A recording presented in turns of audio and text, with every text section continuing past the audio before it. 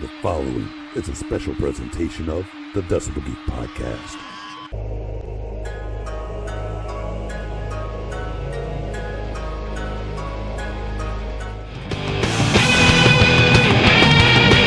This is the Decibel Geek podcast with Chris Czynszak and Aaron Camaro.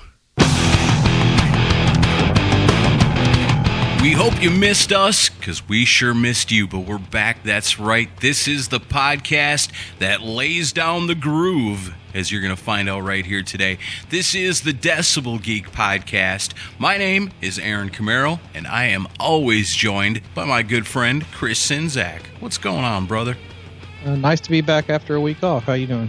Yeah, it was crazy times, but yeah, we over the years we've been pretty damn good. We've hardly ever missed. So, if we're missing out on something, it's got to be serious. And we had a lot of stuff going on last week.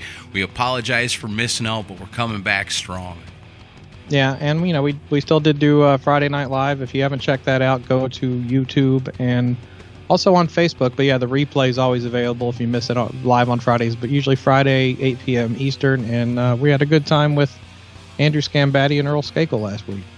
Yeah, we sure did. Those guys are both great. Andrew came on and talked to us about Alive 96. And if you're a Kiss fan and you haven't seen that yet, get on the YouTube now. Well, or maybe after you're done listening to this. But as soon as possible, get on there and check out Kiss Alive 96, because it is something else. And we had a great time talking to him. And then our old buddy, our old Rockin' Pod alumni, our good friend, Inappropriate Earl Skakel, came on and had a good time with us, and even played some Beat the Geek, which, Chris, you beat him. I know. It's about time I got a win. I'd been on quite a streak there. Yeah, not a good streak. Maybe this is the start of a new beginning for you, a chance to really earn that title. It is Beat the Geek, so it's supposed to be difficult to beat you. Yeah.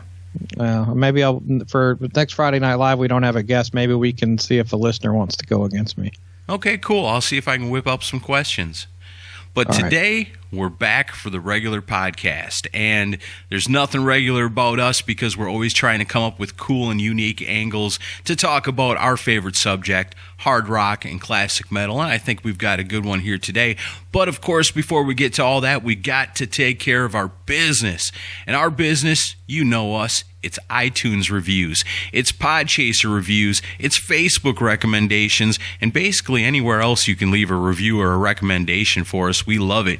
And when you do it, and all 5 of them stars are there, we're going to read it on the show, even if they're not all there. But we prefer that they are, which is a good thing, because today, all the stars are here. And we've got a couple of really awesome reviews. We're going to start with this one. It's an Apple Podcast review. It's entitled, "It's Not All About Kiss."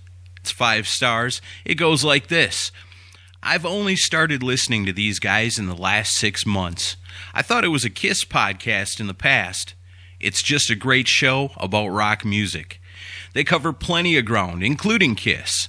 The recent look at a music magazine from the 80s was superb, and they really took me back. Glad I started listening, guys. Greetings from the UK, and keep up the great work. It's appreciated." And that's an awesome one. It comes to us from Rural Junior, #1, via Apple Podcast.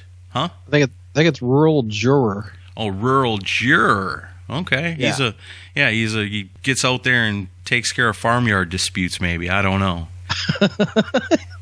I was wondering the same thing. You came up with a better idea than I could. I find in defense of the chickens today. Exactly. But it's from Great Britain, and it's greatly appreciated. So much. Awesome. And we also have a Podchaser review, and this one comes from a familiar name, our awesome friend, Kristen Schimback. You hear us talk about her all the time. We don't have a lot of female listeners, but Mighty K is one of our very favorites. And she gave us a Podchaser review with all 5 pink stars, and it goes like this. "This really is my favorite podcast. What you have here are 2 guys talking about the things that you and I love. You learn a lot from them. They have great discussions, awesome guests. I love to laugh, and they make that happen for us also. truly entertaining. Chris and Aaron are two of the nicest, most down-to-earth guys, and they love their listeners and give everything they have to this podcast. We even get a Rockin' Pod Expo every year because of them. I went in 2019 and loved every second of it. Years of episodes with old-school rock concert commercials, great interviews with legends who are no longer with us. You will be introduced to music you haven't heard yet, or find yourself falling in love with a band you never thought you'd like because of these guys. There's a lot more, but listen and find out for yourself. I will always be a huge fan of this podcast. And that comes to us from our awesome friend, Mighty K. She is just the coolest, isn't she? Can't get a bigger ego boost than that, right? Yeah. Thank you so much, Mighty K. You're awesome yourself. For sure. Everybody's doing something right around here, I guess. Yeah, and it's nice to get a Podchaser review. Podchaser is an awesome site, guys. We don't get paid by them to say it. Just check them out. It's like IMDb, and you can leave reviews on individual episodes. That's the coolest feature, I think. Yeah, so if you find one like today that you might really like, you might want to just leave an individual review about this week's episode. So go ahead and check that out. And like I said, you leave us a good review, we're going to read it on the show, so you get a little extra for your time. It's good stuff. Yeah. We really appreciate it. Other people that we greatly, greatly appreciate are the people who take the episodes. Once we release them, we always make the announcement on Facebook or on Twitter. And if you take it and share it or retweet it, then you're going to become an honorary Geek of the Week. Thanks for everybody who retweeted and shared on Facebook last week's Pantheon of Rock episode. Yeah. So happy to be part of the Pantheon podcast family. Go check them out at pantheonpodcast.com, I think. And, Geeks of the Week this week are Adam Cox, Rock and Ron Runyon, Decibel Geek TV, Sit and Spin with Joe, Cobras and Fire podcast, Bill Elam, The Bakery podcast, Aaron Baker, David Glenn, Shay Hargett, Jeffrey Mendenhall, Christian Swain, Pantheon podcast, James McElhenney, Doug Fox, Grayson Gallegos, Keith Rockford, Alan Deshawn, Stick, Steckman, and as always, the Mooger Fooger. That's right. As proud and happy as we are to be a part of Pantheon Podcasts, we are so proud to have such awesome friends out there like our Geeks of the Week that get out and share and retweet these episodes. If you want to be an honorary Geek of the Week, you do the same, and we'll be reading your name right here next week. So we like to be creative, right? We like to have fun. We like to talk about rock and roll music. You know, there's all different aspects we can tackle. We've hit it from just about every single angle, and one thing I was thinking about was how fun way back it was when we did our guitar duos episode, you know, the best guitar duos of all time. And, you know, that's good and it's fun and it's easy because, you know, everybody always talks about the guitar players and everybody always talks about the lead singers, you know, and the lead men of the groups and all that good stuff. But where's the love for the rhythm section? What about the bass player and the drummer? Today, we're giving the rhythm section their much-deserved love and attention. Yeah, but I mean, at the same time, when filling out the list of possible picks, I like there's a lot of really well-known people in here. So, but yeah, it's as far as the rhythm section as a unit, you don't really hear a lot about that. But as we go along, you're going to be like, oh yeah, and so, I think the way you came up with this idea, like we're going to do this kind of draft style, and I guarantee there's going to be some pissed off people, but hey, that's what a discussion show is all about. Good old dun dun dun dun dun dun dun. Yes, it's time for the Decibel Geek Rhythm Section Draft. That's right. What we're doing today is we're going to go through and draft style. Chris and I are going to put together our top 20 rhythm section combos of all time in rock and roll. So this is going to be a prestigious list by the time we're done. We're going to start things off. We're going to flip a coin. One of us is going to get to go first. One of us is going to get to go second. And we're going to go all the way up to 20. And we're going to list, as we go, on the spot, on the fly, who we think are the greatest combination of bass and drums of all time in rock and roll. Do you happen to have a coin handy, Chris? I can get one, but real quick. So essentially, this is going to be each of ours top 10 when this is done, because we're each picking 10, right? Right. Yeah, but if you pick somebody that I would have added to my list, certainly they're off the board, and I'm out of luck. I've got a quarter right here. All right. Well, I'm going to trust you, and I'm going to call tails. Okay. Well, here, you hear that? That's a real coin. Okay. So you're calling tails. Let's hope I can get this not to fall off the desk here. It's heads. All right. Well, Chris, you're going to go first. So you are going to name the number one all-time, because there's no place to start when you do a draft but at the top. So we're going to start at the top, work our way back to 20. All right, Chris, so here we are on the spot. Number one, you won the coin toss. And so who is the number one rhythm section in rock and roll history? So this is and I'm sorry to delay it and stall here, but this is hard. Yeah, because it's really like, hard. Do we go with our favorites and like what they mean to us, or do we go on technique or what they mean to the band? Because some of my picks are going to be because they actually carry the band, in my opinion. Yeah, definitely. And I think it's going to be a little bit of a blend of both, kind of like when we did the Rock and Roll Hall of Fame. There's going to be, you can't do this without these guys, and there's going to be, I really want to sneak these guys in. Okay. I'm sure. Right. But I mean, for number one, I think you kind of got to go with, what would the world agree with? What would the world agree with that you agree with? I mean, who do you think is your number one? Well, so it comes down between two duos that came to mind right away. I'll go with the first one because I think I might be a little more of a fan than you of this band, so I'll pick this one. I will go with Geddy Lee and Neil Peart. That's in my top three for sure. I can't disagree with that. When I looked at this too, I had three that came to my head right away, and Geddy Lee and Neil Peart, without question, are one of the, if not the singular greatest rhythm section of any band of all time. These guys were such a huge important part to Rush. First off, there's only three of them, so that makes what those guys do that much more important. So there you got 2/3 of the band are your rhythm section. Pretty important. Yeah, and there's no twin guitar thing, and also Geddy deserves so much credit because he's doing the bass, he's doing the vocals, hell, he's even doing keyboards and vocal and bass on some songs. Yeah. So yeah, I'm definitely not going to disagree with Geddy Lee and Neil Peart at number one. I had them at number three, but I mean, any one of my top three could be interchangeable, I think. Yeah. All right, good way to start. Well, then I'm going to go for the second pick in the rhythm section draft with what I originally had as my number one pick, which to me it's unquestionable, except for these top three. It's so hard. It's so hard to do this. Think about it, people. Think about it yourselves. Who is your number one? It's difficult to choose, but I'm going to go with the incomparable duo of Geezer Butler and Bill Ward of Black Sabbath. All right, well, yeah, they're up there for me too. Top three? For me, no. Wow. Top five. Definitely number one for me, and the first duo I thought of when we decided to do this.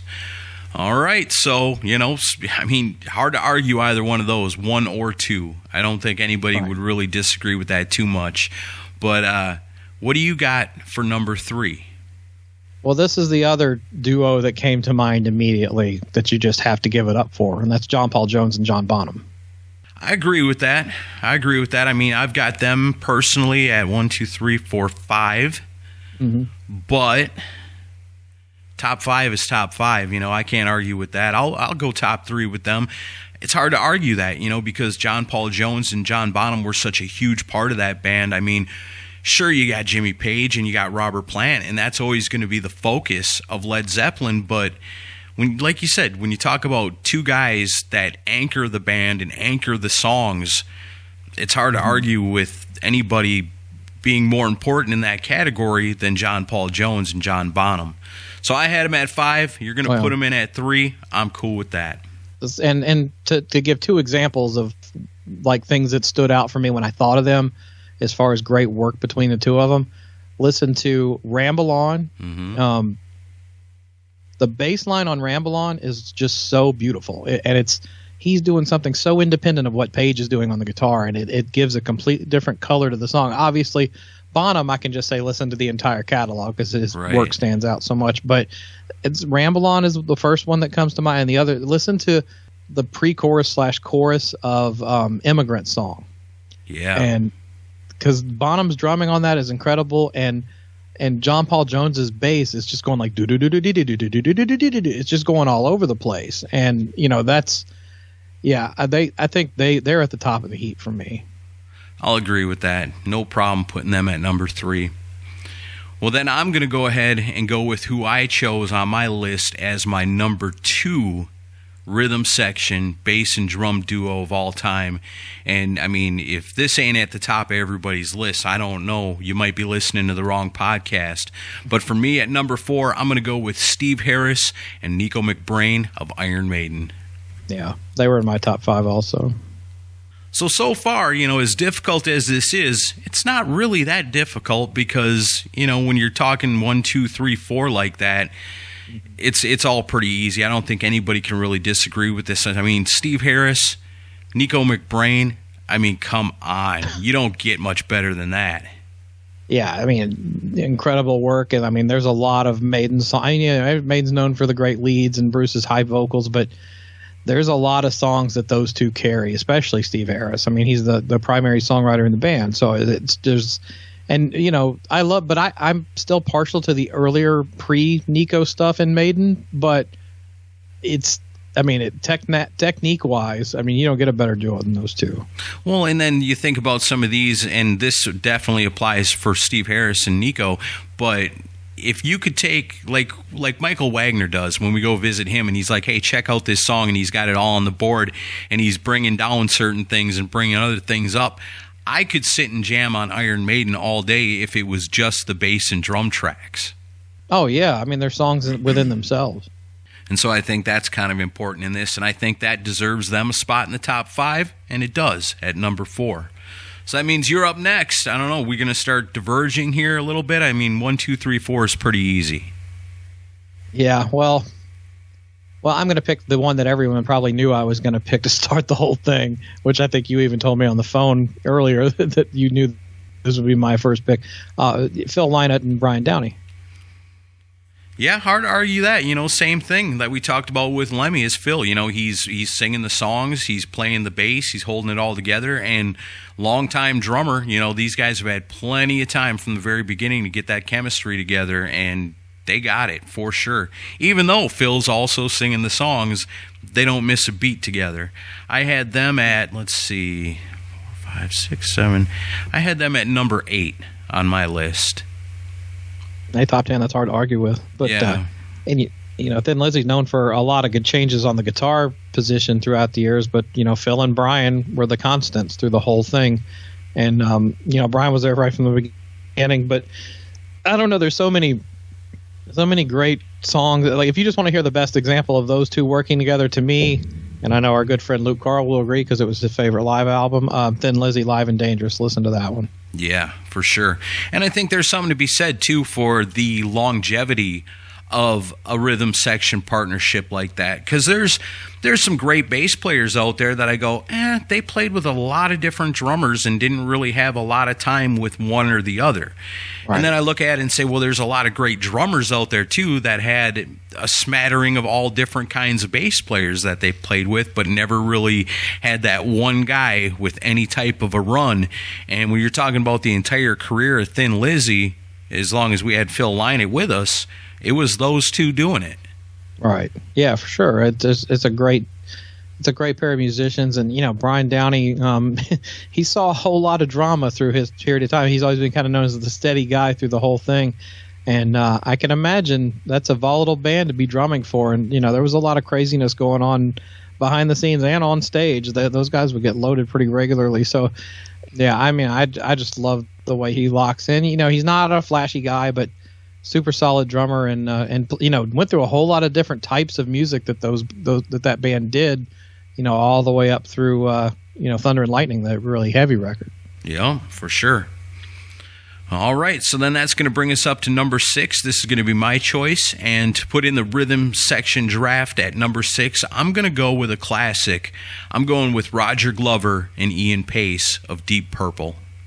I had a feeling you would pick them. You know what? Those guys have written so many great songs over the years. And then you think about it, too, when you're talking about the rhythm section of Deep Purple, these guys get a little bit of an edge because they got John Lord helping them out, too. But, I mean, just too many great albums, too many great songs, long partnership. These guys are longtime friends, still doing it today. You got to put them right up there. Deep Purple's got to be represented with their stellar rhythm section. Yeah, did you even have them on your list? Well, I mean, I had them on the list of possible picks, Okay. but they didn't. They wouldn't have made my top 10. Just personally, great players, and Roger Glover. I love him as a producer too. Yeah. But no, I mean, Deep Purple. I mean, you have to give them respect. Ian Pace, a hell of a drummer. Yeah. The more I think about it, the more I kind of wish I had. But I don't know. I think I'm letting my my lack of appreciation for their songs color my choice on this. All right. Well, I've got you covered because they're going at number 6. Okay. All right. So now it's up to you to pick big lucky number 7. It gets so hard because I don't think I even mentioned this top of the show. I had 32 options here. I think I got a little more than that. Oh my god! It was just like when I first started thinking, I'm like, okay, that one, and that one, and then the more I started digging into this, I'm like, oh shit, there's a lot. Since we got so many to choose from, you know what we could do? We could go up to the top 20 here on Decibel Geek, and then maybe go up to the top 40 when we get done recording for the new Chris and Aaron show for the VIPs. Oh, or we just keep picking more? Yeah, if you want to. Yeah, well, let's see where our list stand as we get closer. All right, let's see what we got left at the end. We do need to do some VIP work, though. What are you talking about? I just released 2 full Chris and Aaron episodes this last week. Oh, I'm sorry. I'm getting confused. And we're also putting the Torpedo Dudes out soon. Yep. So VIPs, keep your eyes open for those. All right, so... Man, who am I going to pick now? I'll just go the ones that kind of were gut instincts from here on out, I think. Okay. Cliff Williams and Phil Rudd from AC/DC. I had those guys at 9 on my list. Yeah, I mean, it's the classic rhythm section from the band, and, I love Chris Slade, but, hearing Phil on the new record, you just kind of hear something that was missing, and if you talk to any drummer, they might be able to play an AC/DC song, 1 or 2 or 3 in a row and hold it down pretty good. But do that for a 2-hour set. It's hard to do that, to be that consistent. And Cliff Williams is not a flashy player, but those two together, man, there's magic there. Yeah, definitely. And I think that's what I was looking at, putting those guys top 10 for sure anyway, because... Again, it's Angus. It's whoever's singing, whether it's Bon Scott or Brian Johnson. And it's Malcolm, that always gets, it's the 3 guys up front that always get the focus in AC/DC. And hardly anybody ever talks about Cliff Williams and Phil Rudd. But take any AC/DC song and take away the bass and take away the drums. It's cool, but it's not what it is. These guys are the engine behind AC/DC. The guitars, awesome. The riffs, killer. The songs, great. The singing, cool. But without the rhythm section in AC/DC, they're nothing. Nothing, yeah. I tell you. And so, yeah, I definitely agree Cliff and Phil deserve to be in there. Cool. So I took one you wanted. Yeah, you've taken a bunch I've wanted already. So far, out of my top 10, I've only got 3 left between the 2 of us. So I'm going to go with my highest ranked duo that I've got left, and that is Michael Anthony and Alex Van Halen at number 8. That's very cool. Yeah, they were on my list of possibles also. Yeah, you got to have them. You can't do this without them. Van Halen, I mean, they're, again, David Lee Roth and Eddie Van Halen. What else is there? Look behind the curtain. This is what holds all these awesome songs together. Individually, I think Alex Van Halen is definitely considered to be one of the greatest drummers of all time. But if you look at it without Michael Anthony, does he get considered to be that? Michael Anthony adds so much to that rhythm section to these songs, the things that hold this all together, that I think Michael Anthony kind of gets left out of a lot of conversations of great bass players. But if you look at it as a team, you got to include him up there in the top 10, and that's where we got him at number 8. Yeah, and Michael Anthony with his background vocal ability too. Yeah, totally. Yes. That's a big asset for that band. Wolfie does a great job, but I just don't think they're the same without Michael. No, I agree. Wolfie did do a great job, and if you asked Alex, he'd probably tell you, I had more of a rapport with Wolfie than I do with Michael, but I don't know if I'd buy that. So if I'm looking at it as all time, it's got to be Michael Anthony. Yeah. All right, so my next pick, I'll make sure it's one that I don't think's on your list, although it might be. Let's see. I got them all on my list. I know you're not a big Queen fan, so I'm going to take John Deacon and Roger Taylor. Hear that? That's me writing them down on my list because I didn't have them on the list. I knew it. And that's sacrilege, Aaron. How can you not have them on your list? Yeah, you're right. I didn't even, the Queen kind of slipped me by, but I mean, just the song We Will Rock You alone is a testament to the rhythm section and the importance of those guys in that band. Well, and another one, Bites the Dust. I mean, the song's driven by Deacon's bass playing, and also Under Pressure. That's a great bass song. I kind of feel bad that I didn't have them on my list now, but yeah, Queen definitely deserves to be in there. So all you Queen fan listeners, you heard it. I got on to Aaron for not picking them, so you don't have to now. Yeah, and I accept it because he's right, and you're right too. Yeah, definitely. When you're talking about bass and drums, you got to include those guys. Even if I would have forgot them, I see now the error of my ways, and I agree they should be in the top 10. Yeah. Oh boy, this is where it gets kind of tough. Tough from the beginning for me. I'm still having a hard time picking. So this is going to round out the top 10. You know what? This might sound a little crazy, but I really truly stand behind this pick, and I think top 10 is pretty good for these guys. They've had a long career together. They've been together since the very beginning. I think they add so much to the band that they're in and don't always get all the credit in the world. So at number 10, I'm going with Frank Bellow and Charlie Benante of Anthrax. Yeah, they're in my top 15. I had them on powerful, my list. Powerful rhythm section for a powerful band. I was kind of torn between them and a couple other real thrash metal legend drum and bass duos, but man, you talk about having a long career together and writing many, many awesome songs together. These guys never really took too much of a break from each other and are still successful to this very day. Yeah, I got to put them in at number 10 for sure. The dudes from Anthrax. Yeah, real good, really good. And there's natural chemistry there because I think Charlie is Frank's uncle. Yeah? Yeah, I'm pretty sure I'm right on that. Wow.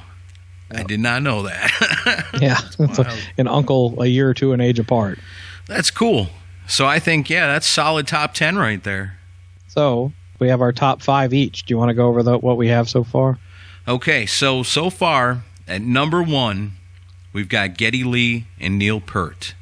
At number 2, Geezer Butler and Bill Ward of Sabbath. At number 3, John Paul Jones and John Bonham from Led Zeppelin. A lot of people, I think, would say they should be number 1, but we've got them at number 3. Number 4, Steve Harris and Nico McBrain from Iron Maiden. At number 5, Phil Lynott and Brian Downey of Thin Lizzy. At number 6, we got our dudes from Deep Purple, Roger Glover and Ian Pace. At number 7, we got Cliff Williams and Phil Rudd of AC/DC. Not just the classic era, but the current era as well. I love that. I think that's part of the reason why Power Up is so damn good. Oh, it totally is. Big reason for it. At number 8, Michael Anthony and Alex Van Halen of Van Halen. At number 9, we got the dudes from Queen. I was going to do it without them, but I would have been wrong. And then at number 10, from Anthrax, Frank Bellow and Charlie Benante. And that is our top 10 right there. So we've got 10 more to go to round out our top 20 all-time greatest rhythm section duos of all time. Turn around. Look, it's rock and roll. Want to be a member of the Decibel Geek Army? You slimy scumbag, get on your face and give me 25. Join us on our fan page at facebook.com/decibelgeek. We love you long time. We've got the Decibel Geek VIPs. You don't know about this? You got to know about it by now. Head on over to patreon.com, look up Decibel Geek and become a part of it. If you're not a VIP yet, get on board. And you don't feel like you're getting enough Decibel Geek, like we said, sometimes you get caught up with your favorite podcast and then you don't want to wait for it. Well, that's what's beautiful about what we got going on, is because now that you're caught up and you have the need for more. Yeah. Well, we have the supply. You've got the need. The demand is there. Or go over to patreon.com, sign up to become a Decibel Geek VIP, and all that, plus a whole lot more. We're talking hundreds of hours of extra audio content available for you right now. Go do it. All for the price of a cup of coffee. It's the perfect Christmas present. It is. Or Kwanzaa, Give it to or yourself. Hanukkah, or Boxing Day, or whatever. Yeah. Putting the O back in rock. It's just like a hot knife. Oh, yes, yes, yes, yes, yes, yes.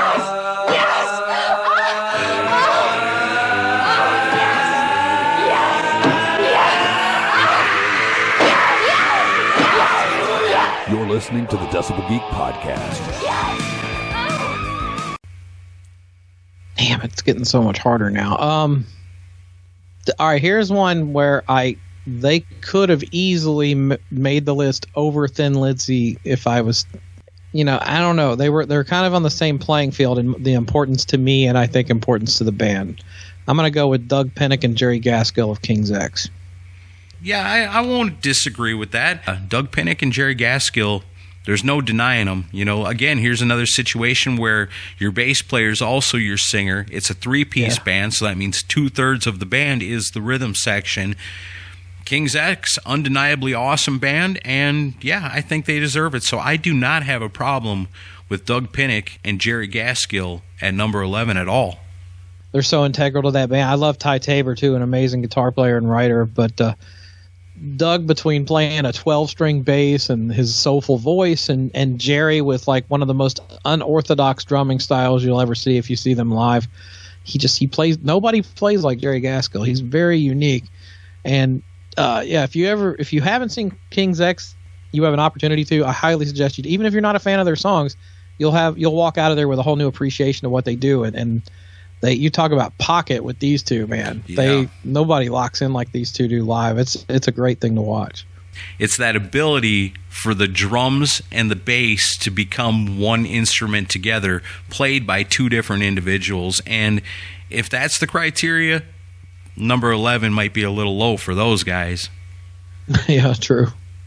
All right, so it doesn't get any easier from there, but I'm going back up to the first page of my list because Doug Pinnick and Jerry Gaskill, on first look, kind of low on my list, but yeah, you're right, they should be a lot higher. But I'm going to go for number 12 with Bob Daisley and Lee Kerslake.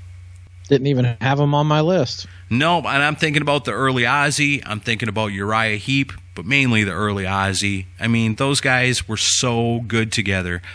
I mean, even if you're just looking at the songs off of Blizzard of Oz, those guys were so good together.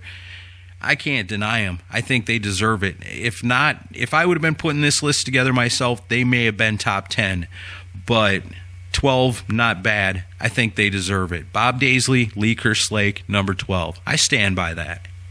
Well, I didn't have them just because I didn't think about them. So it was, once you said the names, like, oh, yeah. I mean, that very important part of Ozzy's early days, even though, Sharon tries to not let that be recognized. But yeah, I mean, great rhythm section for sure. Yeah, I don't think they can be denied. I think they deserve it. All right, so what am I going to do next? I got all these good ones in front of me. I got to pick one. Damn. This is a rhythm section from a band that lasted all of 2 records. So I'm having a hard time knowing if I really should pick them. Well, did they have the groove together? Did they perform together as a duo? Did they mean more to the band than just about anything else? I mean, there's criteria here, They did all of those things except for maybe the last thing, because the guitar and vocals are so important to it too. Screw it, I'm going to pick it just because I love it, and I've been listening to the shit out of it lately. I'm picking Tony Franklin and Carmine Appice from Blue Murder. Wow, yep, not on my list. Definitely not an obvious choice, and I'm going to get yelled at by some people for that one, but hey, it's my list. You can pick yours. Put it in the comment section, by the way. No denying it. I mean, they were great, and those guys have played with other bands that have been awesome. You know, they've played with other rhythm sections that they've conquered and made their own, but with Blue Murder, they were something special. You know, those guys amazing on their own. Together, hard to deny it. But if you're going to do that, I'm going Ricky Rocket and Bobby Dahl. Oh, God. No, I'm just kidding. You sure you're kidding? Yes, I'm sure I'm kidding. They're at least down at number 20. That's terrible, man. I know. I'm just joking. I love them guys, though. Yeah, nice guys, but come on. I still got a lot of list between here and Poison. I've got one of my other picks is, I'm sure some musical snobs are going to hate me for it, but I'll hold off for now. Okay, yeah. Everybody build up your hate because it's coming. I was just kidding about the Poison thing. Yeah, I'm not about this one. All right, so it's up to me at number 13. Oh, boy. Man, so many good ones. I'm going to go Tom Araya and Dave Lombardo from Slayer. I know you're not the big Slayer fan that I am, I guess. I'm not the biggest Slayer fan, but I don't think you can deny. Again, here's another situation where the bass player is also singing and being the front man for the band, and he's teamed up with one of the greatest drummers of all time. And together, they can lock it in. So when you got Slayer and there's all kinds of insane stuff going on in the guitars, you got to have something to hold that all together. And so it's got to be a powerful rhythm section to be able to do that. Otherwise, the crazy guitars go off the chart and it's unlistenable. These guys make Slayer listenable. I think at number 14 is a fair place to put them. Tom Araya and Dave Lombardo of Slayer. I mean, you can't argue that they're good players. I mean, especially Lombardo. He's like, I think Lombardo, chop for chop, is probably the best thrash metal drummer ever. I mean, he's great. But Araya is bass. I mean, he's a solid. And plus, he's the singer and the primary songwriter. So I mean, that's or is Kerry King the main songwriter in that band? I can't remember. I don't know, but I know if it weren't for those guys, I don't know if Slayer would even be listenable. It'd be insane. That'd be like listening to Vinnie Vincent guitar a cappella. It'd be awful, So the power of that alone at least gets them in the top 20. Well, you can listen to that Vinnie Vincent a cappella thing. It's called Speedball Jam. I will not. Thank you very much. It's like $350 on his website. All to give yourself a terrible migraine headache. No. Yeah. Even when I was at my biggest nerddom for Vinnie Vincent, I couldn't get through that. You want to take a break for a second and talk about something that's related but maybe not related? When I'm looking at the top 10 and I'm looking at these top 20 and all these different teams we're looking at, I've run across some that I thought, well, I'm not sure which one it goes with. So I know one of your favorite bands of all time, and I'll use this as an example, is the Ramones. So you got Dee Dee Ramone, who was the bass player for the majority of all the good stuff. But he played with Tommy, he played with Marky, and he played with Richie. And to me, when I'm looking at this list, it kind of diminishes what Dee Dee does because he didn't really have one solid guy that you could say, oh yeah, that was the duo. So I was just wondering, as a Ramones fan, do you have Dee Dee and a drummer from the Ramones ranked? And if you did, which one would it be? It was my next pick. Oh, well, let's go into your next pick then. That's perfect timing. I'm sitting there laughing going, really? Are you doing this? Yeah. Purely coincidental, I promise. Yeah, well, and I had the same thought, though, because, multiple drummers, and a lot of people would want me to pick Dee Dee and Tommy because Tommy was the original. Right.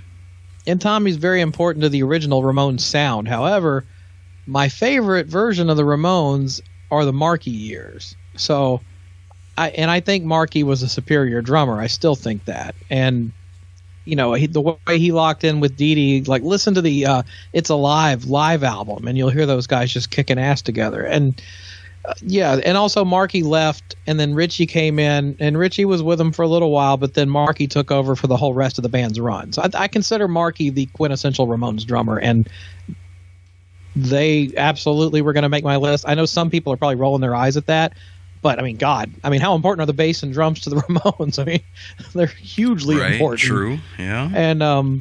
And Marky does a great job holding it down. And then Dee Dee, probably the best songwriter out of the group, and wrote most of the bigger songs for them. So they were a no-brainer for me. I don't really have too much of a problem with that. The only reason I didn't have him really ranked is because, like you said, he's played with 3 different drummers. How do you pick the best one? Let me ask you this. Is Metallica represented on your list? Do you think they'd make the top 20? Not for me, no. Because, you got Lars Ulrich on drums, but then you got to decide which one's the best. Is it him and Cliff, him and Jason, or him and Robert? Well, if I'm viewing the true rhythm section of Metallica, I think you're looking at Lars and James. Because the bass has always been more of just a mimic of the guitar in Metallica. So really, and most of the songs are written by Lars and James before they get brought into the rest of the guys. So that's why I didn't even consider them. Okay, and then of course another one that you'd have to look at is the 3 different rhythm sections involving Gene Simmons. You got Peter Criss, Eric Carr, and Eric Singer. Now, I don't know if any one of those makes the top 20 of all time, all rock bands, but out of the 3 of them, which one do you think Gene makes the best rhythm section with?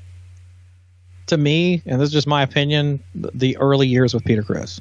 Yeah. And it's cool because it's unique because you got Gene Simmons coming from kind of a Beatles place, and you got Peter Criss coming from the swing drumming big band stuff, and it really kind of creates something unique for the vocals and the guitar to be laid on top of. So you got a foundation that you're putting the pretties to. You add the pretty vocals, the pretty guitar, that enhances the song, but the song itself is always going to be the bass and the drums at the core of it with a band like Kiss. And so when I was looking at it, I think, man, them early years, so cool and so unique, but a lot of the stuff he did with Eric Carr in the 80s was really solid too. But even nowadays, I would almost venture to say that he has more of a connection with Eric Singer than maybe he did with either of the other 2. Well, I'd say he locks in better with Eric Singer now, and a lot of this is not either of the Eric's fault, but it's the true fact that Gene became less experimental and became more of just a pocket root player after the Peter Criss early years, and I hate to say it, but I think it's more the result of laziness than anything, because those first few years with Kiss, especially the albums had certain stuff on them that you could hear him do this stuff, but watch the live shows like the Kobo show, the Winterland show, and he's doing a lot of experimental stuff. And it's almost like ignorance was bliss because he wasn't a schooled player. He was just going off what he heard in his head. And one quote of Gene's that always stuck with me that explained the way he played in the early days was that when he would write up bass lines, he would think in terms of hearing a horn section play it. So if you imagine his bass playing in the early days, you can hear that because it's definitely more it's just more adventurous than a regular root pocket player is. So Peter kind of got the benefit of that, and also Peter bringing a completely different style into a hard rock band. It just made it was like a great mix of different ingredients. Yeah, because if you think about it like that, if Gene's picturing his bass as a horn section, then who better as a drummer to accompany that than a guy like Peter Criss? Yeah, and nobody was hornier than Gene. Ain't that the truth? Good thing this isn't a draft on who is the horniest. Gene Simmons would have been number 1. Yeah, with everybody else a far, far second. All right, so I guess I'm not going to go with Gene Simmons, and I'm definitely not going to go with Metallica. Not yet, anyway. So that wasn't a pick of yours? That was not a pick of mine. That was just me thinking out loud. Okay. I think for me, at number 15... Again, this is tough, but I feel like I'm going with an obvious one here. But they got to be on the list, I think. Tom Hamilton and Joey Kramer of Aerosmith. You took the next one I was going to pick. Oh, man, I could have picked one of my weirder ones and got away with it. Oh, you helped me. I can pick a weirder one. Okay, now. Cool. But yeah, I think you got to have them, and I think probably people are upset that we got as far as we did without including them. But rest assured, Tom Hamilton and Joey Kramer are definitely top 20.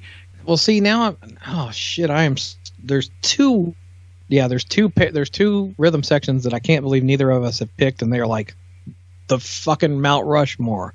And Well, I mean, I still got a big list here in front of me, so I mean, I could keep going. I know, but I could go up to 60 with this, I think. Oh, I know. I guess we'll just keep going, but I mean, I have 2 picks left and you have 2 picks left, right? Yep, looks like it. We're getting there. So I'm going to pick one of these 2, and if you don't pick the other one, then that's your fault. Okay. All right, this is one I can't believe neither of us have picked yet, and that's John Entwistle and Keith Moon. They would have been, as far as what I got left on the top of my list, there's only one other duo before them, and it would have been them. So they would have made it for me. Okay. So, I mean, The Who and, I mean, good Lord, the talk about adventurous, both these guys, they were like playing stuff off of different planets in the same song, and it still sounded amazing. Yeah, you can't deny that. I mean, as far as drum and bass duos, I think here's another one that probably anybody that's not our age, that maybe just a little bit older than us, would say 17 for these guys. You don't know what the hell you're talking about. But I'm more just picking stuff off my possibilities as we go. They're not really 1 and 2 and whatever. I mean, yeah. Well, I mean, I feel they are strongly 17. Yeah, I mean, for purposes of this show, they are. But I mean, yeah, I know most people would put them in their top 3 probably. Probably right, but for us, 17 is good enough, and I think, but, you know, at least we included them. We didn't totally blow them off. No, I consider all 10 of the ones that I've picked like gold. Yeah, and if you went to pick those 2, I definitely would have. But like I said, there was one band on my list that hasn't been chosen by either myself or you yet, besides John Entwistle and Keith Moon. So at number 18 for me, it's going to be Rex Brown and Vinnie Paul. Yeah, I had them on my list too. They probably weren't going to make my top 10 though. Oh man, this sucks because there's I've got more left than I do on the top 20, but I think... Well, we'll go over it when we're done with the list here. When you're talking about like great bands with great so powerful rhythm sections, look no further than Pantera. Of course, everybody loves Phil. Everybody's crazy about Dimebag Darrell. You know, what he did on guitar was completely unbelievable and stuff that I'd never heard anybody do before.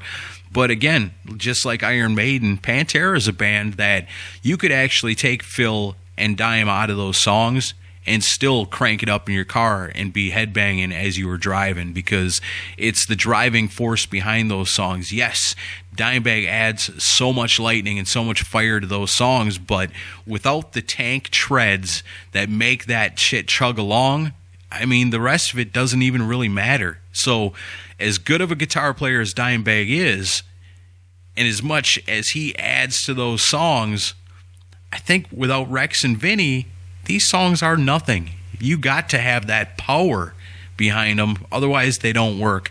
And when you talk about power, none higher than Rex Brown and Vinnie Paul. Proudly put those guys at 18.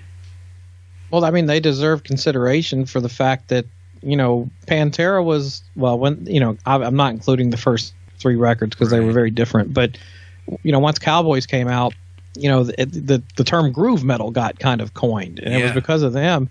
And, you know, there's nothing that's more based in groove than a rhythm section. Exactly. So, you know, and like Vinnie Paul, he doesn't get a lot of praise for his drumming, but good God, I mean, like those songs benefited so much from his playing. Just listen to Domination. That's just one of the most powerful groove metal songs there is. Yep. So these guys definitely deserve it. Maybe even a little higher than what we got them, but we're not going to do this without them. So you got one more, man. Number 19. You've got one and I've got one. So this is it. I've got a massive list left over here, and I know you do too, but we've only each got room for one more. And these are going to be the most difficult ones because I look at what's left, you know, and go, man, how do you choose? I know. There's so many that are deserving. And there's one, especially one bass player that I really want to put in, but I'm picking this as my list. So as bands that, because I want to make the last one an emotional one that means a lot to me. Because it's more about what I'm into. So one thing that and I bet these guys didn't even make your list, but although maybe they did, but I've really gotten into this band's 70s material hardcore lately, and the guitar player gets pretty much all the praise, but god damn is the rhythm section not a huge part of it. And I'm talking about Dusty Hill and Frank Beard as ZZ Top. Yep, they would have been within my next 6 picks, if not. Oh, really? Yep, for sure. And just, oh my god, the groove and the tightness of this band, and like listen to Jesus Just Left Chicago and LaGrange and all that early 70s, that stuff from the 70s. They were just so damn. I mean, yeah, the 80s was a cheesy time for them, and forget about. I'm not even including that part of their career. The last couple records they put out, really just. What a hell of a rhythm section. And it's another one of those bands where it's 3 people. So you really got a lot to hold up to. So yeah, I'm going to end my list with that. And I know there's people that I'm pissed at myself for not picking, but we'll go over them in a second. Yeah, you got to have ZZ Top in there for sure, without a doubt. Like you said, I wonder if looking at this now, and it hadn't really dawned on me before, but there's a lot of situations in here where the greatest rhythm sections are coming from 3-piece bands. Yeah. I wonder if just like being in a 3-piece band levelates you that much more or makes you that much more noticeable, or how that really works. But it definitely seems to be kind of a returning theme on our list so far here on our top 20 is when it's 2/3 of the band, man, the rhythm section becomes very, very important. And yeah, few better than Dusty Hill and Frank Beard. If you look at all the criteria we're looking at, long career, yep. Accomplished a lot together, yep. Major part of their band, most definitely. They got it all. If these guys aren't in the top 20, then I think we're doing something wrong. Yeah, definitely. I mean, I think we're being pretty objective considering we didn't pick Gene Simmons and Peter or whoever. I mean, I'm sure most people, of course they're going to pick Gene and Peter, but I think we've done pretty good so far. Yeah, and I think in the idea of making it fair and not, being too personal about it, for my number 20 pick, I'm going to go with Todd Chase and Michael Lean from Tough. Oh, my God. I'm just kidding. They are on my list. Oh, jeez. Okay, Stevie appreciates you. Oh, man. It's so difficult now at this point because there's so many left that I'd love to pick. Wow. I kind of look at Lemmy, but he did So Long with Phil Taylor, and they were awesome together.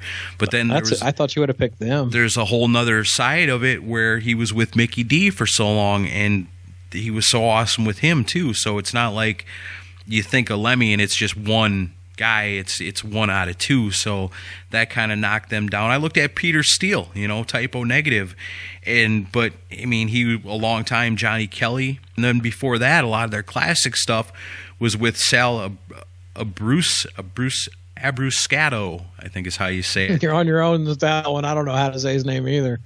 I think that's how you say it.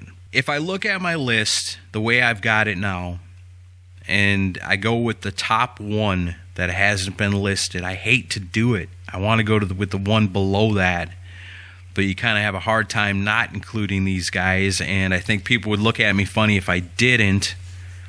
All right.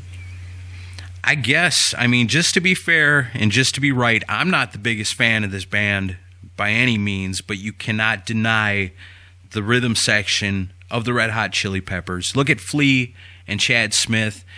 Maybe not technically a Decibel Geek band. They have done some really rockin' stuff over the years, but I just don't think you could put this list together without including Flea and Chad Smith. Individually, amazing. Together, they're perfect, for what they do. And the bass and the drums are such a huge part of that band is another thing that goes along with that. So they don't have, a blistering lead guitar player in the Red Hot Chili Peppers. They've got good guitar players over the years, but they're mainly known for bass and drums. And so if you look at long career together, yep, they sure did. Wrote a lot of great songs together. But as far as being the most important part of the band, it's the rhythm section with the Red Hot Chili Peppers.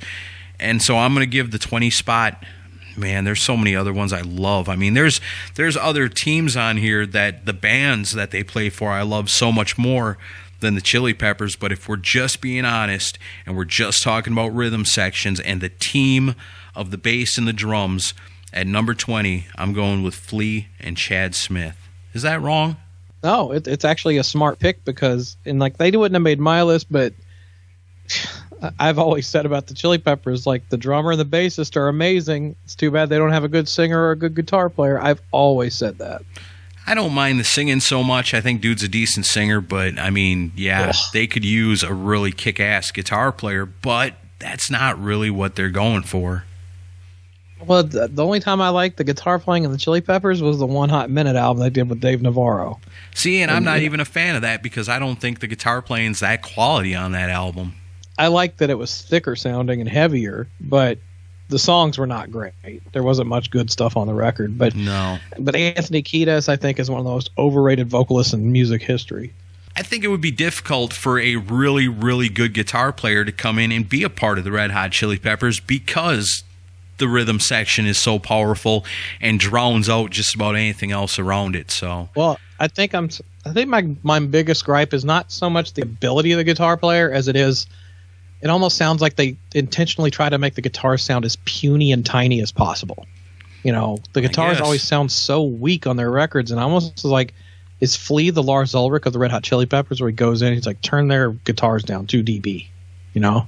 I don't know. Maybe it's just that Flea, maybe it's just that Chad Smith and Flea together are so freaking powerful that Ace Frehley would sound like garbage in the Red Hot Chili Peppers. You just can't stand next to those guys.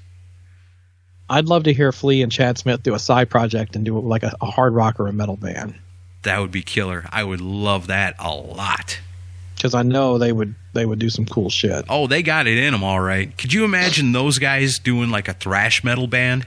Yeah, exactly. And like Flea doing the pop slapping shit like in a thrash metal. It'd be like funk metal. I think it would be awesome. How cool would that be? They could be like the Suicidal Tendencies, the Infectious Grooves. Yeah. Well, that's why I like Robert Trujillo, because he's the guy that does that. He's basically like what it would be like if Flea played that stuff.